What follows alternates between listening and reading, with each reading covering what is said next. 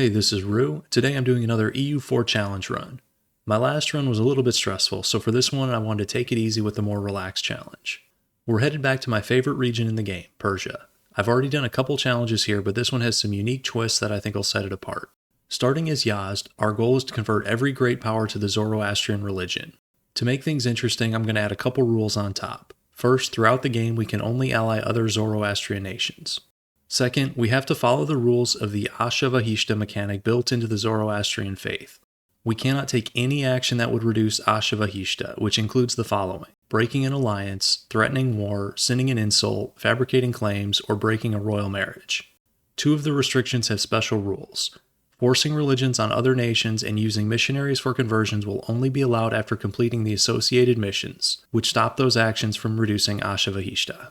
Let's get into it. Yazd isn't present at game start, so we start the game as the Timurids and immediately release ourselves. Here's the starting estate setup. This is a bit of a tricky start because there are a lot of variables in this area. The most obvious has to do with when the Timurid ruler dies, but another major factor is if the Timurids take the war option in the event a move at Isfahan. In this case they do, in June of 1445. There's really not much for us to do in this war. We have a truce with the Timurids until 1449, so we're going to sit back and let the AI play this one out. Note that if this war goes poorly enough, the Timurids could give away both our provinces in the peace deal, which would be an obvious game ender. Our truce with the Timurids ends in December of 1449, and here's how things stand. Despite superior numbers, the Timurids are still losing this war with minus 24 war score. We've been fully occupied most of the war, but it's time to change that. We declare independence mid-month, which automatically removes the Ajami occupations from our provinces since we're no longer in that war. Unfortunately, we have minus 3 stability, and somehow we've exceeded the game cap on war exhaustion. I didn't know that was possible. I immediately hire the Free Company, but unrest is so bad in our provinces that normal troops are going to take over 8 months to train. The Timurids are nice enough to leave our mercenaries alone while they slowly recover morale. In March, I use our admin points to bring stability back up, and I dump our Diplo into bringing down war exhaustion. The Timurid-Ajami War ends in May of 1450 with almost nothing happening. I trained 4,000 regular troops to go with the Free Company, and in August of 1451 we take our first battle. Having a capital fort in a mountain province definitely helps, and the Timurids are forced to retreat. A Biapis stack arrives just days later, and we're also able to push them back. We're able to occupy a few provinces, and we take another battle in March of 1452. For some reason, this Biapis stack has horrible morale, and we're able to stack wipe them easily. We're able to set up a similar battle in the same province in July, only this time against a small Timurid force. We don't get a stack wipe, but we do get another victory. We fight our third straight battle in Tabas in December of 1452 with the same result. I have to be careful of terrain since there are a number of mountain provinces in this region. We fight another battle in April, once again in the desert of Tabas and again routing a Biapis stack. In June we attack into mountains to take on a small Timurid force in Mashhad. We fight a number of skirmishes, and by April of 1455 Biapis offers white peace, which we accept. By August, the Timurids are in trouble. They're at war with us, Ajam, Delhi, and Mogolistan. It gets even worse for them in February of 1457. Khorasani declares independence. We capture the Timurid capital just a few days later. We make peace in May, gaining our independence in 10 provinces, including the fort in Bam, which we're going to keep. Let's talk about religion for a second. Yazd is the only Zoroastrian nation in the game, but all the land around us is Muslim, and per the run rules we can't do missionary conversions until completing a certain mission, which is a long way off. This means we're going to have major religious unity issues in the early game. Ajam ends their war with the Timurids in November of 1459, taking 5 provinces to our west. Ajam's allied to the Ottomans, which is unfortunate since we want their land. In July of 1460 I take out merchant guild loans and use the money to build a fort in Berjand. You might be wondering how we're going to expand without fabricating claims. Here's one way. In May of 1463, we complete the mission Build to Force Limit, giving us temporary claims on every neighboring province. I use those claims to declare war on Balochistan. They have one weak ally and a small army, which we catch in the desert of Khorasani in June. After winning, we chase and rout them in Bela 2 months later. We make peace in January of 1465, taking 5 provinces and leaving them with one landlocked province by Afghanistan. In July of 1467, Austria gets the Hungarian Union, which doesn't matter for us now, but will later. Our truce with the Timurids is up in May of 1470, and they're a husk of themselves, down to 2 weak subjects and just 3,000 troops between them. We declare war, technically on Sistani since that's the land we want the most. The Timurids are also at war with Delhi, but they make peace in July, surprisingly without taking any land. We capture the Sistani capital in February of 1471 and head east. We capture the new Timurid capital of Balkh in March of 1472 and the war is basically over. We make peace in June, taking 5 provinces, some gold, and humiliating them. Hormuz declares on Fars in June of 1474 and we follow suit. We're only able to occupy 1 province and we make peace in November of 1475. Hormuz makes peace in December, splitting what's left of Fars with their ally Ajam. Shortly afterwards, we release Fars as a vassal. We take our first idea group in July of 1476 and I pick quality. I don't usually go quality first, but I have a side objective for this run that I'll talk about later. We need another claim for our next war, so I complete the mission Expand Yazd later that month, giving us another round of temporary claims. We use our new claim on Kalat to declare war on Multan. Multan's already on the receiving end of 2 other wars from Delhi and Mewari, so they can't put up much resistance, and we take Kalat in August of 1477. We make peace just over a year later. We take 1 province, but it's a key one. It's in our culture group, it's a mountain fort, and it nicely guards the southeastern approach to the Persia region. We need a way into Ajam, but I don't want to fight the Ottomans yet. We get a chance in May of 1481. We get a notification that Ajam is planning to attack Mazandaran. We can't ally Mazandaran since they're Muslim, but the rules don't say anything about guarantees, so we do that instead. We complete 1 more mission, conquer new states, giving us permaclaims in all neighboring areas. In July, we get the defensive call to arms from Mazandaran. This is a bit of a gamble. It's entirely possible for Ajam to call in the Ottomans, which could make this backfire. Fortunately, Ajam only calls in Ak Koyunlu. We don't have access to Mazandarani land, so we have to slowly work our way up through the Ajami forts. In July of 1483, I notice an unusual color to our north. Uzbek has formed Bukhara. Ajam tries to stop our siege in Ham in August, and I bring our forces together to push them back. One drawback of joining a war with an AI war leader is that they'll throw in the towel way too easily. Our forces are about to take the fort in Hazvin and then liberate the Mazandarani capital, but the AI takes a peace deal instead. We get 1 province, but this could have been so much more. We declare our second war on Balochistan in August of 1487, and a month later we declare on the Timurids as well. The Timurids are fully occupied by Bukhara, so there may not be much left for us. We capture the Balochi capital in April of 1488 and end the war with their full annexation. Bukhara makes peace in January of 1490, taking a large chunk of provinces from Chagatai but only 2 from the Timurids, which is good news for us. We reach a peace deal in August of 1492, taking 8 provinces. We immediately begin construction of a fort in Jalalabad. Just like Kalat in the south, this is a strategic spot between mountain ranges. Here's a look at religious unity in August of 1494, just 9%, which is pretty grim. We managed to catch Ajam with both their allies dishonoring, including the Ottomans, and we declare war in May of 1501. We open the war by blitzing the fort in Kashan, ordering an artillery barrage, and then we get lucky and capture it on a 7% tick for a total siege of just 44 days. We advance to the Ajami capital in Ham, which they attempt to defend in September of 1501. Our reinforcements are enough to hold them back, and we capture the capital fort just weeks later. Ajam takes another battle, attempting to relieve the siege of Hazvin in February of 1502, but we have enough of an advantage in numbers and morale that they're unsuccessful. We capture the fort, and in October of 1503 the roles are reversed, with our forces looking to break the enemy siege. In classic AI fashion, they choose not to reinforce, and we get an easy win, although it's likely we would have won regardless. A year later, in September of 1504, we get a near-identical battle in Hazvin, with the same result. That ends up being the final battle of the war, and we reach a peace deal in January. We take 7 provinces and a bunch of gold. I apologize for the border gore, but you'll see why this was necessary shortly. I was hoping for a moment to core and recover here, but Bukhara had other plans in mind, with a war declaration just weeks after we end the war with Ajam. We have a small advantage in infantry and cannons, but Bukhara has 20,000 cavalry, which is a bit scary. Bukhara lays siege to our new fort in Jalalabad, and we march to meet them in September of 1505. Bukhara is at a -3 roll disadvantage here, 2 from mountain terrain and 1 from our capital age bonus, and it's too much for them to overcome. Also, for some reason their morale's almost a full point below ours, which certainly doesn't help. We take the enemy capital in October 1506, and we're both ready for peace. We don't have the manpower for a drawn-out war here, and there's a decision we can now take, but only if we're at peace. This is why we took the land we did in the Ajami peace deal. I was getting the required provinces to form Persia. Yazd starts with generic national ideas, which of course we dump for the much stronger Persian ones. We're able to complete the mission Secure Khorasan, giving us a bunch of permaclaims in northern India. I hire a theologian, which lets us choose our branching religious path. Obviously we're going Zoroastrian here. Normally you have to wait and work your way through an event chain to flip Zoroastrian, but since we already have it, we can immediately complete Reborn in Fire, giving us a center of conversion in our capital. With our run rules, this is the only way we can convert provinces right now, but centers of conversion have two major drawbacks. They pick provinces at random and they take a long time to convert.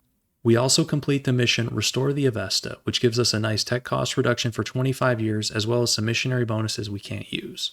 Forming Persia as a Zoroastrian nation gives us a special Tier 1 government reform, and it's a really good one. Asha Monarchy, with bonuses to dev cost, missionary strength, tolerance of the true faith, monarch admin skill, and even innovativeness.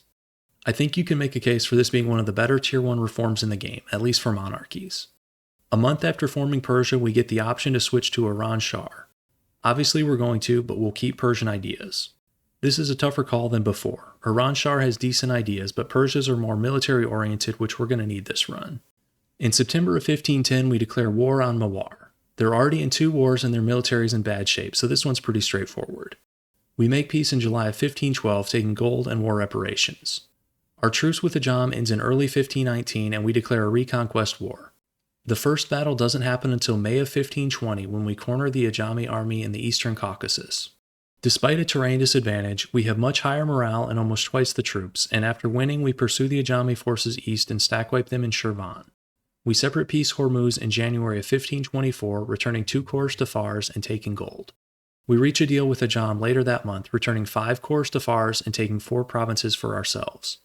The optimal play here is probably to snake our borders further north and block out other nations, but I didn't feel like doing that. Now that we're at peace, we release another subject, Luristan. With all their cores returned, we start the annexation of Fars.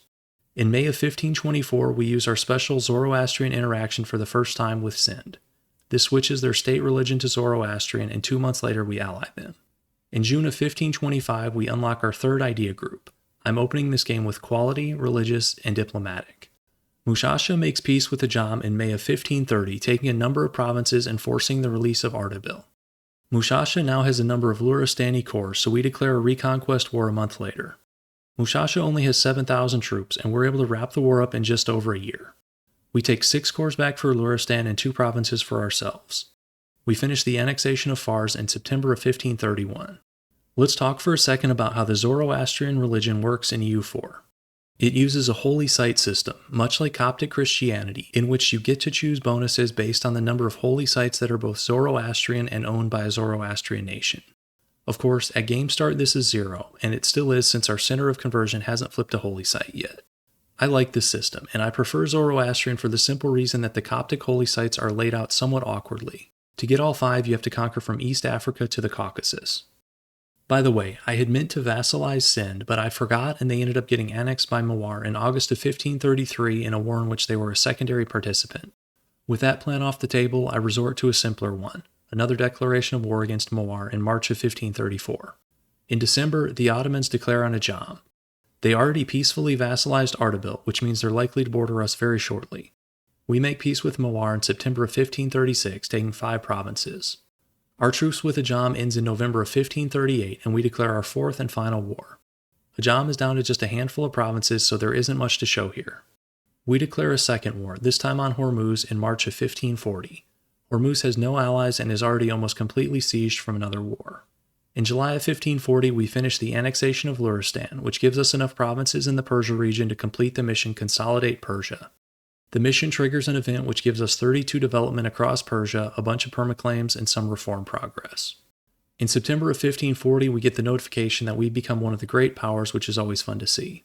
We make peace with Hormuz first in January of 1541. We take the island of Hormuz as well as 1 coastal province on the Gulf of Oman. A month later, we end the Ajami War, demanding their full annexation. The first thing I do after the peace deal is start a series of fortifications on our western border, with forts in Rasht, Kermanshah, and Malamir. We border the Ottomans now, and war with them is basically guaranteed. There's a bit more land up for grabs between us and the Ottomans, what's left of Karakoyunlu, and we declare war on them in November of 1541. In February, we get the least surprising notification in EU4. The Ottomans are preparing to declare war on us. I have a few cards to play here. First, we advance to Miltech 11, slightly ahead of time, which unlocks the next tier of infantry. Second, we hire the Free Company in Sava. Third, we train 5 additional Kizilbash cavalry. I end the Karakoyunlu War slightly early, taking 3 provinces.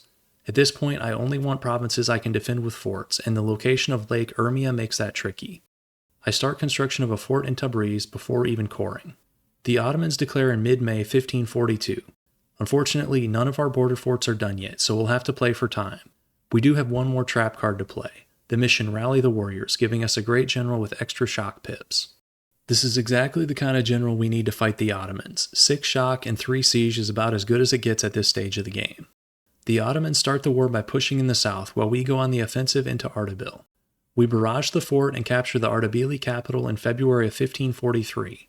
Our forces come back to relieve the siege of Kashan in April, and we fight our first battle of the war on favorable mountain terrain, notching an easy victory. Next is a defense of our capital fort in Yazd in May, and this one is actually a stack wipe.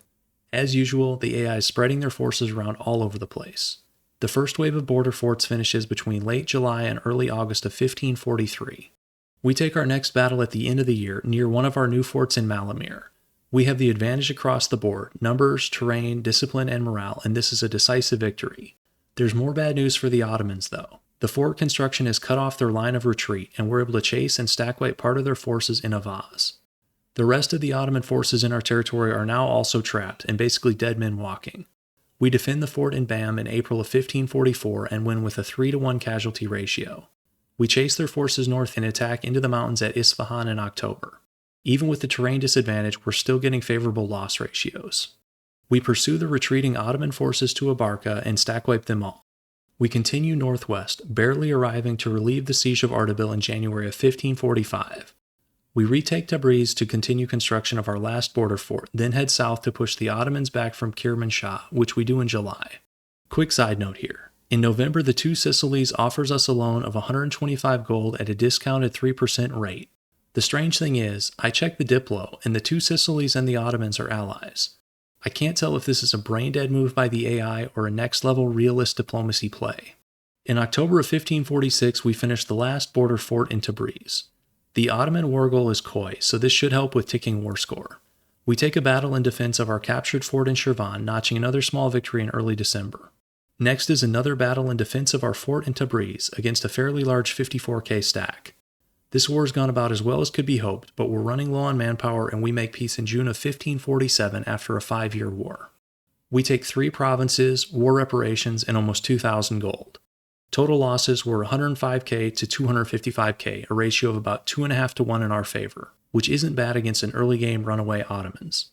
I put a large chunk of the gold into building fire temples, and in November of 1549 we reached the 30 required for our next Zoroastrian mission, which gives us some extra base tax. This next mission, Purify the Holy Sites, is key because once we complete it we can start using missionaries without reducing Asha Vahishta. We just need our center of conversion to convert 6 of these provinces. In November of 1553 we have enough reform progress to choose a 6th reform, and we're going to switch to a theocracy. This means losing our unique Asha monarchy tier 1 reform, but you'll see later why this is necessary. We can still get a cool tier 1 reform, and this is one that I haven't seen until this run, Zoroastrian theocracy, which lets us keep access to the 3 royal fires ability as well as a province manpower bonus. For tier 2 we're going to take the mission of protection, giving us an extra missionary, fort defense, and prestige for missionary conversions. We also take the missionary bonus in tier 3. We may not be converting now, but we will eventually. Tier 4 offers another unique Zoroastrian reform, embrace the concept of free will. This one's also available to monarchies, and we were using it before. It negates heretic and heathen province penalties, which is critical for this run because without it our religious unity would be extremely low. Even with the center of conversion, the majority of our nation is still Muslim. Tier 5 lets us take a unique Persian reform, which I can't pronounce but is also really good, giving extra land leader shock, monthly autonomy reduction, reinforced cost reduction, and a 10% military tech cost discount. I think this might actually be one of the better tier 5 reforms in the game. Lastly, in tier 6 we're going to take strengthen religious head for the absolutism bonuses. In October of 1554 we start unlocking the economic part of the mission tree. I'm not going to go over all these, but there are some really strong bonuses and estate privileges in here that we'll use to supercharge our economy. Our next war is against Khorasani in September of 1556. 2 of their allies are dishonoring, but we'll have to deal with a fairly strong Delhi. We managed to siege down all of Khorasani before our fort in Jalalabad falls, and we arrived just in time to defend it in May of 1557. Delhi's troops are honestly pretty bad and get smashed here. I'm going to start skipping battles unless they're particularly noteworthy. This ends up being a pretty long challenge for reasons we'll get to towards the end. We make peace with Khorasan in September of 1560 after a 4-year war. We take 7 provinces, sealing off the north but also giving us a border with Russia. In July of 1561, we invite Oman into our Zoroastrian community. In June of 1566, we declare our next war on Bukhara. Despite a strong start, things have really gone south for Bukhara, including losing a couple wars to Russia. Less than a year into the war, in May of 1567, we get the usual warning. The Ottomans are preparing to declare war on us. I don't want to be in a two-front war, so we make peace with Bukhara the following month, taking 4 provinces. I bring our forces to the western border and wait. Sure enough, the Ottomans declare a reconquest war in October of 1568. We're able to use a few of our Zoroastrian abilities here, including the military one which gives us a dice roll bonus on our own territory for 10 years. The strange thing about this war is that, despite receiving a warning months ago, the Ottomans don't seem prepared at all, with no troops even close to the border. In fact, Ottoman troops don't cross into our territory until March of 1569, a full 5 months after declaring. In contrast to the First War, the Ottomans keep their forces in a megastack instead of scattering them to the wind. We fight the megastack in Tabriz in October, and despite outnumbering us significantly, the Ottomans retreat. We retake the fort in Shirvan and head south to defend the border fort in Kermanshah, pushing the Ottomans back in September of 1570. In November, we enact one of the few Zoroastrian decisions in the game, rekindling the royal fires. This gives us a small bonus to yearly prestige and devotion, but more importantly a 20% increase to manpower in True Faith provinces. Our economy can support more mercs, so we hire another company in January of 1571. We take our next battle in Shirvan in April, and this one's a bloodbath. The Ottomans have almost their entire military in this area, almost 140,000 troops, and so do we, with just shy of 100,000. Both sides feed in reinforcement stacks, and after a 3-week battle we emerge victorious but at heavy cost. 20,000 lost on our side and over 23,000 for the Ottomans. In July we finish Religious Ideas, giving us access to the Holy War CB, which we'll use extensively this game. In January of 1572 we get some mill access requests for the League War, which just kicked off.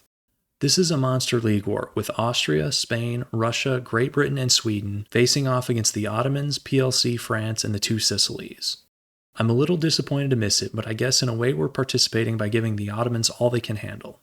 We defend Shirvan again in August of 1572 with another bloody victory. The Ottomans shift most of their military to fight in the west, but I keep our war going longer than normal just to make things more difficult and get some extra war score. In October of 1575 I check, and Austria is still getting rolled. We make peace in January of 1578 after a 9.5-year war. We take 14 provinces, pushing into the Caucasian and Anatolian regions, as well as war reparations and another 2,000 gold. This lets us complete the mission Protect the West Iranian, giving us permaclaims in the Mashriq region as well as removing separatism from provinces in our culture group. In April of 1580, our Center of Conversion finally converts a holy site, allowing us to pick our first ritual 136 years into the game. These are all pretty decent, and if you unlock all 5, I think you can make a case for Zoroastrian being one of the more powerful economic religions in the game. The League War ends in March of 1581 with the Peace of Westphalia and religious peace in the Empire, which in my experience is the least common outcome. Later that month we unlock our 4th idea group, Offensive Ideas. In September of 1582 we're able to peacefully vassalize Oman, and a month later we turn them into a march. We now have a reconquest CB on the Rassids, and we declare war that same month. We declare a second war on Khorasan in June of 1584, the first of what will be many Zoroastrian holy wars. This one lasts just over a year, with us demanding full annexation. We wrap up the Rassid War a month later, taking 1 province for Oman. We've unified the Persian culture group, which lets us kick off a golden era in February of 1586. We head east for our next war, declaring on Bahmanis in early 1587. They're allied to Bengal, and together they have a larger military than we do. Bahmanis is at war with Vijayanagari, and we're able to siege a large chunk of their land before they end their other war in June of 1589. The first battle of the war isn't until January of 1590, almost 3 years into the war, and things don't go well for Bahmanis. With our golden age and military ideas, we now have a significant bonus in morale and discipline, and this battle isn't even close. We end the war in April, snaking down the Indian coast to secure the last Zoroastrian holy city of Daman. This lets us complete another religious mission, and this one's key because we can now force convert other nations without losing Asha Vahishta. Right after the war, we release another subject, Mewari, and immediately enforce religion, making them Zoroastrian. One nice thing about going theocracy this run is that any subjects we release are also going to be theocracies, and therefore very likely to pick up religious ideas, which will help with missionary conversions. Delhi has a number of Mewari corps, so we declare a reconquest war in May of 1590. Delhi's in the process of losing a war to Russia. The first battle of the war is in the grasslands of Sambal in February of 1591, and this is non-competitive. Our forces have basically double the morale and a 15% discipline advantage. We follow up the first battle by stack wiping 22,000 troops to the south. We select our second Zoroastrian ritual in June. In January of 1592, the Ottomans declare war on our march, Oman. The timing's unfortunate here with our armies in India, but we'll see how long the border forts can hold. After marching most of the year, we reach the front lines in October and defend the fort in Arbil. No forts have fallen, but unfortunately the war goal's in Oman, which is going to make this war a bit tricky. Next is the defense of the fort in Shamaki in March of 1593. Ottoman discipline is solid, on par with our own, but they're down over 2 morale, which is too much for them to overcome. We make peace with Delhi in September of 1593, taking back a number of Mewari corps. We fight again in Shamaki at the end of May. The Ottomans outnumber us here, particularly in cannons, but we still come out on top. We defend the fort in Arbil in August with the same result, and in October we stack wipe a medium-sized Ottoman force northwest of Basra. If you're wondering how our morale is so high, here's a look at army quality in December of 1594. We're getting bonuses from our Golden Era, Expansionist Zealotry, which we run nearly all game, Persian Traditions, Power Projection, Army Tradition, and Prestige. We make peace with the Ottomans in September of 1596, giving 5 provinces to Oman. We could have kept fighting and taken more land, but to be honest, I just wanted this war over because I didn't like having the war goal in Arabia. With the war over, we hand over a North Indian province to Mewar and release another subject, Punjab, which we immediately force convert to Zoroastrian. A month later, we designate them as a march. In March of 1597, we get the event to move our capital to Isfahan, which we'll do. Our next war is against a couple minor Indian tags in November of 1599. This one takes just under a year, and we give all 5 provinces to Mewar. In October of 1600, we declare our second war on Bahmanis, this time with the Reconquest CB. In November, we complete the mission The Western Fortification, giving defensive bonuses to our Ottoman border forts. We end the Bahmani War in January of 1603, returning 15 corps to Mewar. Marwar is next, with a Reconquest War in March. With 1 province and no allies, this war's over in just 2 months, with another corps returned to Mewar. There's just one nation left with Mewari corps, Vijayanagari, and we go after them as well.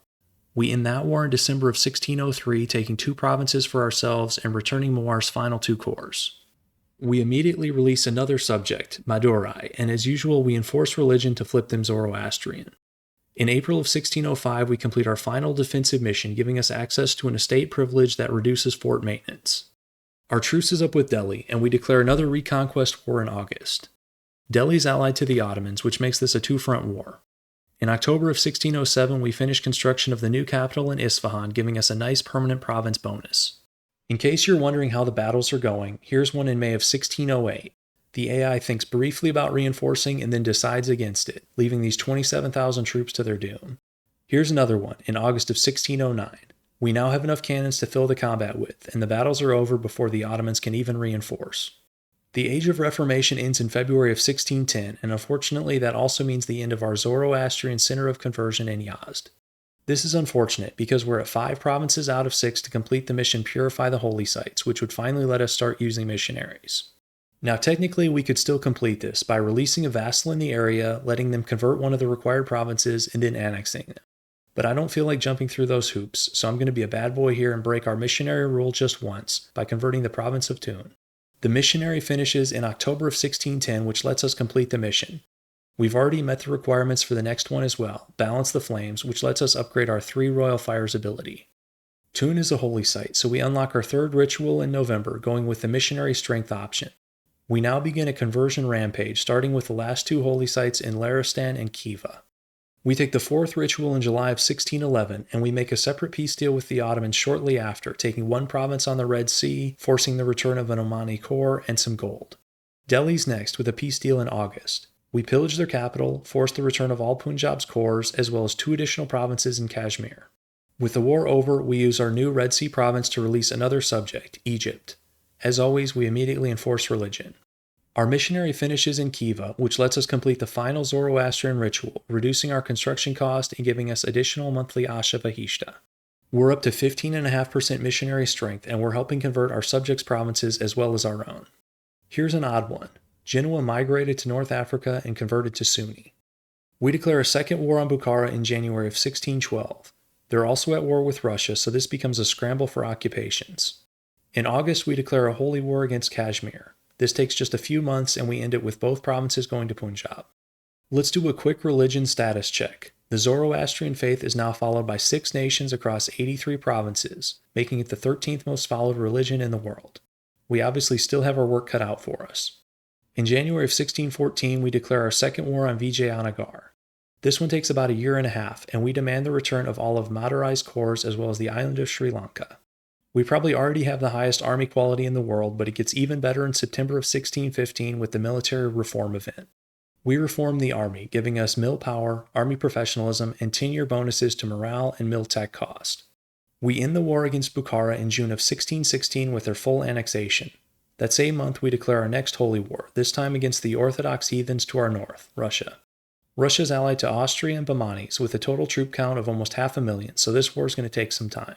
We rush Bahmanis first and separate piece them in March of 1618, pillaging their capital and forcing them to annul their alliance with Russia. If you want to see how Russian troops hold up to ours, here's a battle in Kish in October of 1618. The answer is not particularly well. And here's the Austrian army in July of 1620. Their stats aren't terrible, but they're outnumbered and on a mountain fort, and they get stack wiped before they can even retreat. In February of 1621, we unlock our 5th idea, economic ideas. Our economy doesn't really need the help, but this will tie into the secondary objective we'll talk about later. We make peace with Russia in May of 1623, taking 5 provinces. This war was annoying. Due to Russia's alliances, it was essentially a 3-front war. We use one of our new provinces to release a 6th subject, Kazakh. Kazakh is one of those tags you hardly ever see, but actually has quite a few cores in Central Asia. It's time for another war with the Ottomans, which we declare in November of 1623. We use the Reconquest CB instead of Holy War due to the Ottomans having tons of Egyptian cores. We get the Advisors of Abbas the Great event just a month into the war, and this one's pretty wild. 20% tech cost reduction for the life of the ruler. This would be even better if we had a really young ruler, but 44 isn't too bad. Here's another strong Persian event in October of 1624. This one gives army professionalism, movement speed, and infantry shock for 20 years. The Ottomans are also at war with Russia, so they don't put up much resistance. In June of 1628, the Ottomans are forced to white peace their Russia war by Austria-Hungary, which is kind of funny. We're able to take the last Zoroastrian decision in July of 1630, Zoroastrian diaspora. This one gives stability and advisor cost reductions and an extra tolerance of the faith until the end of the game. We make peace with the Ottomans in March of 1631, forcing the return of a number of Egyptian cores and taking one province in the Caucasus. We use our new province to release Georgia as a vassal. We also give some land in India to Mewari. I've been holding on to this just to complete that decision, and we don't need it anymore. The Persian mission tree gives us claims all over India, but we have plenty of land in Dev, and I'd rather have some strong marches. Our next war is against Russia in August of 1632. We have to deal with the Bengali alliance, but at least not Austria this time. Here's an econ check in February of 1633. As you can see, we've flown past the European majors and are by far the richest nation in the world, with 267 gold per month in trade alone. We separate peace Bengal in May of 1634 and march our troops towards Russia. Fighting Russia in EU4 is more a test of patience than skill, and the war takes a total of 10 years. We finally make peace in May of 1642, returning all of Kazakh's cores. We head back to India with another war in Bahmani 6 months after the end of the Russian War. I'll show just one battle here in the jungle of central India in November of 1643. Our marches are strong enough to significantly help with these wars, which is nice. We end the war in March of 1644, giving 8 provinces to Mewari. Our truce with the Ottomans ends in summer of 1645, which means we're back to war. We open the war by ambushing an Ottoman army in Kakheti, and this sets the tone for the whole war. Spain joins the party in August of 1647, which is annoying because we don't need the help and they're just going to mess up our occupations and limit the peace deal. Our armies are basically stack wipe machines at this point. Check out this battle in northern Syria in May of 1648, which is immediately followed by this battle in Sham in July. We reach 99% war score, but sure enough, Spain has a bunch of occupations we want. I wait for Spain to make their own peace deal, which they finally do in October of 1654. We make peace in February, taking back all of Georgia's cores as well as some Egyptian ones. This lets us complete the mission Caucasian Conquest, giving us Georgian and Armenian as free promoted cultures. By January of 1656, Mewar's independence is back above 50%, and we're going to release and ally them. We go after Delhi next in May of 1657. In September, we get the Commandant event, giving us 10% discipline for 6 years. In August of 1658, we enact the Weapon Quality Standards policy, giving us another 5% discipline. This brings our total discipline to 149%, which is basically Space Marine status and the secondary objective I mentioned before. Here they are in action in Marwar in January of 1659, and again in Baghilkhand in April. We're stack wiping enemies before they even have a chance to retreat. Here's the biggest battle yet, in May. These casualty ratios are wild, in this case 5-1 in our favor. While we've been fighting, Austria-Hungary has been taking the Ottomans to the woodshed. Here's the peace deal in May of 1660. The Ottomans get almost completely ejected from Europe, with their capital now on the border. Austria-Hungary is up to almost 2,300 total dev, which is going to be fun to deal with. In March of 1661, we finish the annexation of Georgia, and later that month we make peace with Delhi. We take 5 provinces for Punjab and 2 for ourselves along the Himalayas. We're able to complete the mission Invade India, giving us some admin power and a bunch of permaclaims in India that we're not going to use. In August, we invite Kathmandu to join our Zoroastrian community, which we follow with an alliance offer and then peaceful vassalization in October. The Ottomans are really struggling now. They lose another war, this time to Russia in January of 1663. As part of the peace deal, they're forced to release Iraq, which I hoped would join us peacefully, but they have too much dev for that, and we declare another holy war in March. After 5 months, we annex them in August. Russia's next, and they've restored their alliance with Austria-Hungary. Here's a battle between our troops and a large Austro-Hungarian army sieging the fort in Kermanshah in July of 1666. In most contexts, their troops will be pretty good, but not this one. We white peace Austria-Hungary in July of 1668, and we reach a deal with Russia in December of the following year, giving 17 Russian provinces to Kazakh. We unlock our 6th idea group, and I choose divine ideas for a reason we'll get into later. Let's take a look at our government reform progress. We need the final tier of theocracy reforms to get the Great Holy War CB, which will let us force convert other nations and complete the goal of this run, making all 8 great powers follow the Zoroastrian faith. We're approaching tier 11, and I'm trying to get as many reform points as possible, including having 100% crown land. It's time for our 6th war against the Ottomans in April of 1670. They no longer have any allies, and just like last time, they're also at war with Spain. Decadence is now a serious problem. Watch how quickly the siege progresses. Mid-war, we declare on Bahmanis in June of 1672. We declare a 3rd simultaneous war against Vijayanagari in March of 1674. We end the Bahmani War first, in July, giving 15 provinces to Madurai. The Vijayanagari peace deals next, in January, with us fully annexing them. In September of 1675, we declare on Delhi, who's now an OPM but allied to Bengal. A month later, Spain makes peace with the Ottomans, taking another chunk of North Africa. We declare a reconquest war on Gorkha in May of 1676, which we're able to wrap up by November, giving all 3 of their provinces to Kathmandu. We finished the Delhi War in February of 1677, giving their last province to Punjab. We make peace with the Ottomans in December, and this deal is all over the place. Egypt gets another 10 cores back, Oman gets 6 provinces in southeastern Arabia, and we take 6 provinces for ourselves. We release and enforce religion on another subject, Greece, which we'll also make into a march. In October of 1678, we invite Albania into our Zoroastrian community. Austria-Hungary is our obvious next target, and we declare war that same month. They're allied to both Russia and Great Britain, which means this is going to be a long war. We go for Russia first and force them out of the war with a white peace in May of 1680. We've lost our 10% discipline bonus, and Austro-Hungarian troops are actually close to ours in quality now. Here's a battle in February of 1682, and we only win due to overwhelming numbers. Still, the AI never really gives a pitched battle, instead playing cat and mouse games all war. We make peace in March of 1687 after 8.5 years. We pillage Vienna, take 3 provinces, and demand the return of 13 cores to Greece. It's time to release even more subjects, first Bulgaria and then Venice, both of which we force convert. Mewari calls us as an ally in an offensive war against Bahmanis, which of course we accept. Just a month later, we declare our 4th war against Russia, this time using the new imperialism CB. Mewari makes peace with Bahmanis in December of 1688, taking 7 provinces. We end the Russian War a year and a half later, taking another large chunk of Central Asia. I use the Grant Province interaction to hand all these provinces over to Kazakh. We also release Novgorod as a subject and enforce religion again. We head back to India for our next war, declaring on Bengal in February of 1691. This takes a little over 2 years, ending in May of 1693 with 15 provinces being split between Punjab and Kathmandu. We declare on a Himalayan opium later that month and follow with a war against Sang in July. We annex the Himalayan opium in August and we take one province from Sang in December, giving both to Kathmandu. Our truce is up with the Ottomans, which means it's time for our 7th war against them in August of 1694. In October, we get the Declaration of American Independence event, which is kind of cool, but obviously I'm biased. The Ottomans are little more than a minor player at this point, and the war's over in a year and a half. We take every coastal province, landlocking the Ottomans. These borders are ugly, but Austria-Hungary is also at war with the Ottomans, and I don't want to let them have half of Anatolia.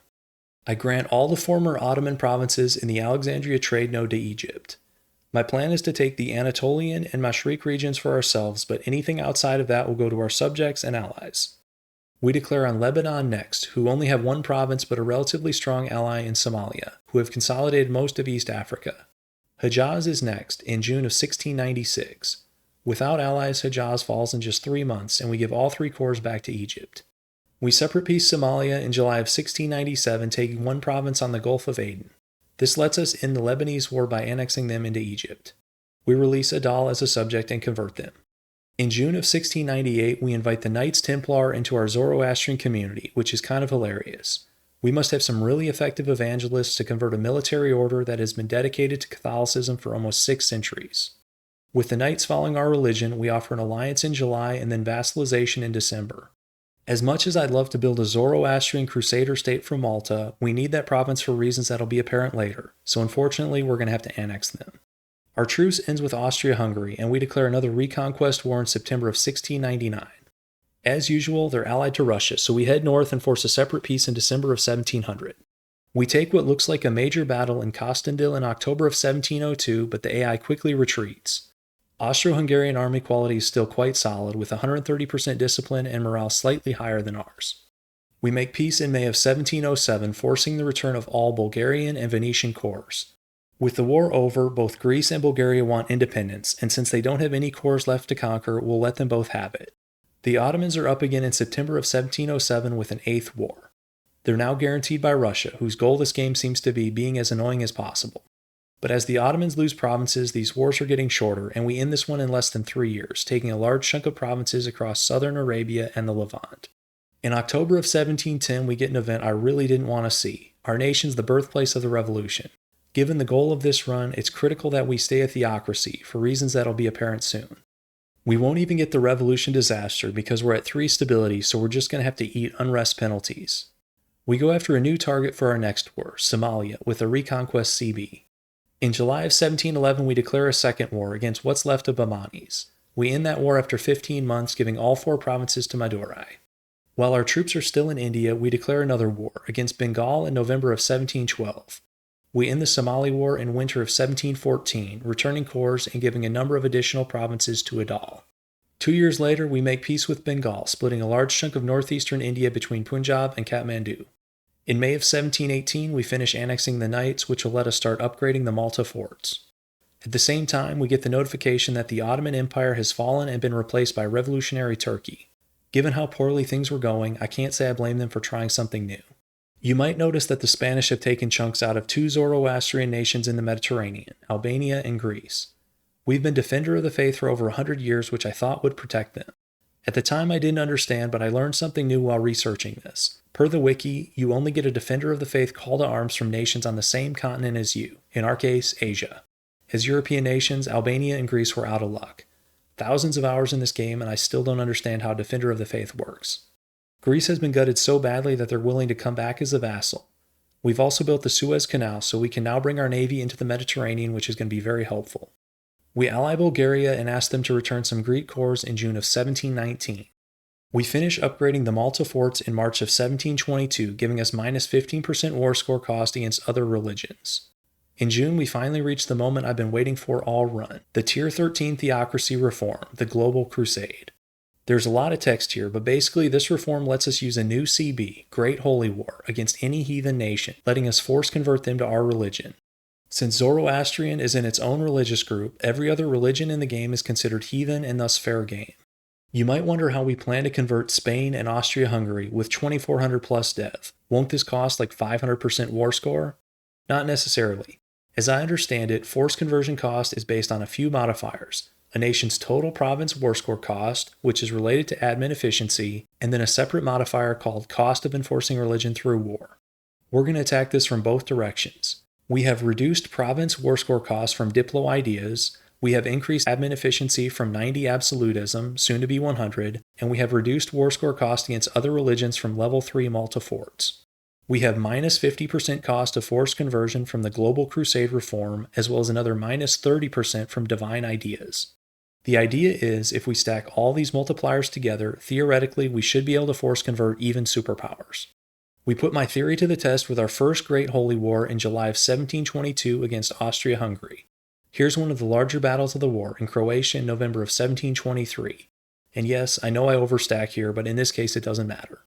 I take a look at the peace deal options to see the cost to convert. Right now it's at 113%, which honestly isn't bad for a nation of this size. We make peace in June of 1725, giving Serbia to Bulgaria and taking Prague and Milan for ourselves.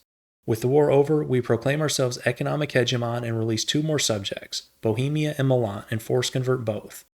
We don't waste any time with our next Great Holy War, declaring on the other superpower, the Empire of Spain. I checked the peace deal in April and we're just short. Force converting Spain would require 102% war score. Mid-war, I run a little test on the Papal State to see if force conversion is possible with them. It's not, and we white peace them in July of 1727.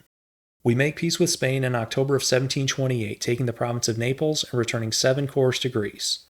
I'm sure everybody knows the next move here, releasing the 2 Sicilies as a subject and converting them to Zoroastrian. There are now 15 Zoroastrian nations, which lets us complete the mission Zoroastrian Community, significantly upgrading the religious diplomats' estate privilege. Having an estate privilege increase absolutism by 10 is quite good. After enacting the privilege, it's time to complete the final religious mission in the tree, an Asha Empire, giving us some permanent bonuses and upgrading our Royal Fire's ability to the 3rd and final level. We may not be able to suppress the revolution in our provinces, but we can stop it elsewhere. We declare on Turkey with the Crush the Revolution CB in May of 1729. If I've been counting correctly, this is our 9th war against them. We quickly occupy Turkey, and while we're waiting for our marches to occupy their last allies, we declare our next Great Holy War, this time against the PLC. The PLC is pretty large. They've won a couple wars against Russia, and it's going to take some time to occupy them. We end the Turkish War in June of 1733, crushing the revolution and taking a number of provinces in both Anatolia and southern Arabia. This lets us complete the mission the Seljuk successors, which gives us 304,000 manpower, which is pretty wild. We make peace with the PLC in March of 1734. We don't take any land or gold. All we demand is that they convert to the true faith. Here's a look at the great powers. Counting ourselves, we have 2 down, 6 to go. We have some subjects wanting independence, so in May of 1734 we let Madurai go. Now that the PLC is Zoroastrian, we can ally them, which they accept. Here's a look at our list of subjects. These are all marches, and some of them, Punjab, Kazakh, and Egypt, have, or are at least close to, 100,000 man armies. For our 7th idea group, I chose naval ideas. Both Great Britain and the United States are on the Great Power list, so we're going to have to win at sea to make our goal happen. Besides us, Bengal's the only Asian country on the Great Powers list, and it's time to convert them. We declare in May of 1736, calling Mewari as our ally. Mid-war, we declare a reconquest war on Spain in December of 1738. We make peace with Bengal in September of 1741. We've stacked enough modifiers that it only takes 51% war score to convert them. Check out this peace deal in December. Austria-Hungary has ejected France from Europe with 0 player help. I have no idea what France was doing this game. We make peace with Spain in December of 1744, returning all of the 2 Sicilies corps as well as some Bulgarian ones. Austria-Hungary's next with a reconquest war in May of 1746. This war lasts a little over 2 years, with peace signed in summer of 1748. We return all corps to both Bohemia and Milan. Russia hasn't been a great power for some time, so we don't have to convert them, but we declare a Great Holy War anyways in August of 1749. In January, we do the same to the Ottomans, with a 10th and final war. We're able to enforce on Russia after just 11 months in July of 1750. It's funny to see the Zoroastrian symbol by Russia and these other major nations. Next up is an actual great power, Portugal, in July of 1750. If you're curious how Portuguese troops compare, here's a battle in North Africa in March of 1751. No military can hold up to us, at least on land, but we'll get to that. Forcing Portugal to our religion only costs 25 war score, so when we make peace in August of 1752, we take a couple extra provinces, Bermuda and a staging province in the New World. We need a staging province for our next war declaration against the United States in October of 1753. A month later, we end the last Ottoman War with their full annexation. Eliminating the Ottomans unlocks a couple missions, and of course we're going to take the option to bring the riches to Isfahan. In September of 1754, the American fleet engages ours in the Gulf of Honduras. I think it's the absurd but cool moments like these that give this game so much replayability. In all the games of EU4, how many times has the American Navy fought against a Zoroastrian Iranian crusader fleet? Our naval ideas give us the edge, and we shatter the American Navy, sinking over half their heavies. In November of 1754, after decades of massive unrest, our revolutionaries finally give up. I think I should have handled this differently, forcing the revolution disaster and dealing with it once. If you're curious, the American army is pretty pitiful. They try to avoid us, but we catch them in Mexico in April of 1755, and it's not pretty. We siege our way up through the United States, including all the way to their capital, which for some reason is in New Jersey. We make peace in January of 1758, converting the United States to Zoroastrian. The naming of this war is a little unfortunate. Iranian Great Holy War against American is pretty much guaranteed to get me on some watch lists. Here's the great power chart. We're at 4 of 8 right now. Bengal dropped off and has been replaced by Wu. Just to show there's no hard feelings, we ally our new Zoroastrian brothers and sisters in the United States in May of 1758. The PLC calls us to war against Russia in September of 1760, which we accept, but they don't need our help and we don't send any troops. Next up is another run at Austria-Hungary, the largest remaining nation in the game by dev. This war takes a few years, but our armies are unstoppable, particularly with the help of our marches and allies.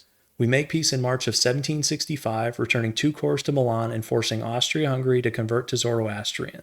Just days after making peace, we declare another great holy war, this time on the last remaining Catholic superpower, Spain. Here's a navy check mid-war. We have the 3rd largest fleet in the world with 56 heavies.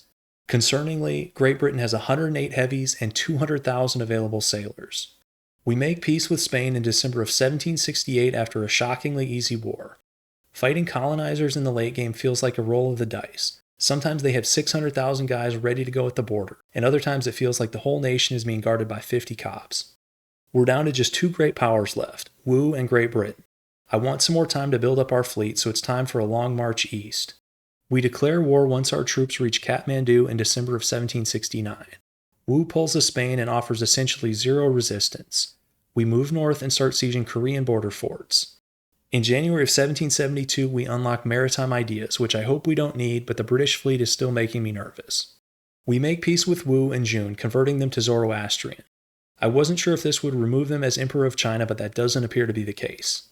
There's just one great power left, which I've been intentionally avoiding, but in March of 1774, we declare war on Great Britain. The good news for us is that the French disaster game has left the British with a significant presence on the continent. So even if we can't win at sea, we can still occupy 4 forts and a number of provinces, which might be enough. I almost feel bad for the British troops left in France. They have 50,000 soldiers facing hundreds of thousands of troops from across the Zoroastrian world. Also note how Austria-Hungary has replaced us as defender of the Zoroastrian faith. I knew we'd win on land, but here's the moment of truth. In March of 1775, when the British home fleet engages our navy in the English Channel. This is ugly from the jump. They have a much better admiral, higher naval morale, and a larger engagement width. I don't like where this is going, and we end up retreating after losing 8 heavies.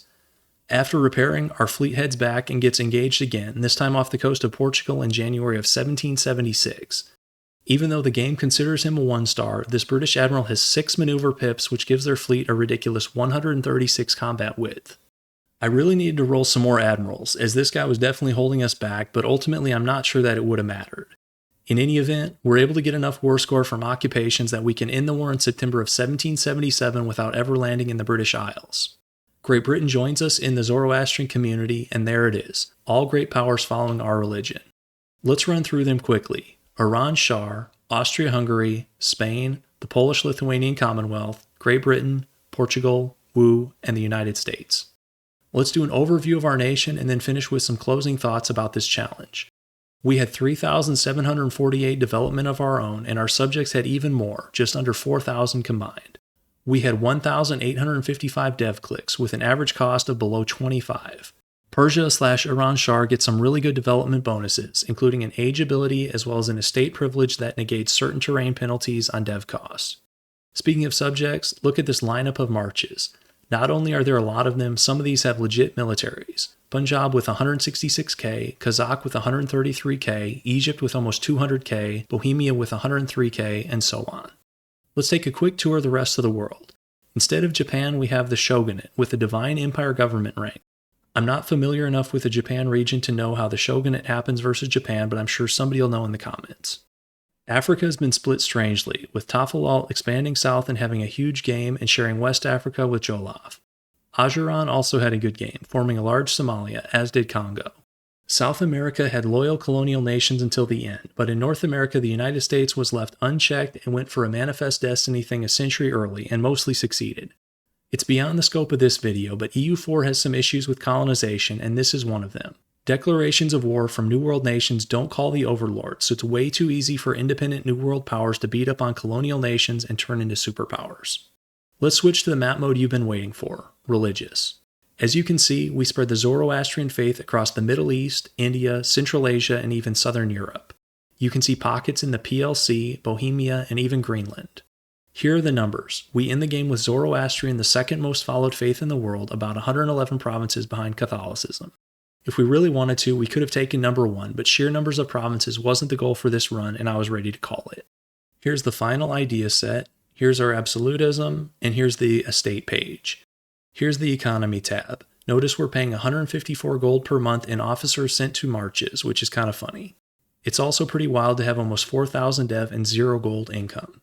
As far as army quality, we have the highest discipline in the game, and this is without a discipline advisor, which would put us at 140%. We're 8th in morale, but 5 of the nations above us are our marches.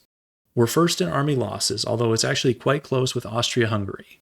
Unfortunately, and I'm not sure why it does this, but the in-game stats are bugged, showing 0 army losses inflicted and received per year. It also says we lost a war, which I don't remember happening, but I guess is possible.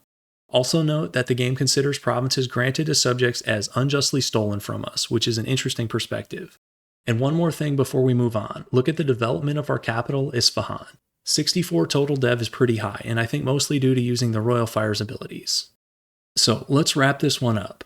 This was my first time using the Great Holy War CB. I like playing theocracies, but being able to force convert nations is kind of a niche ability, and most of my games are over before I hit the tier 13 government reforms.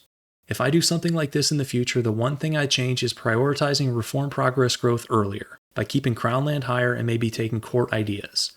The only reason this game went as long as it did was it took us forever to get to the Great Holy War CB, which was obviously integral to the challenge. That being said, once we got it, the CB worked really well, particularly when combined with our other modifiers.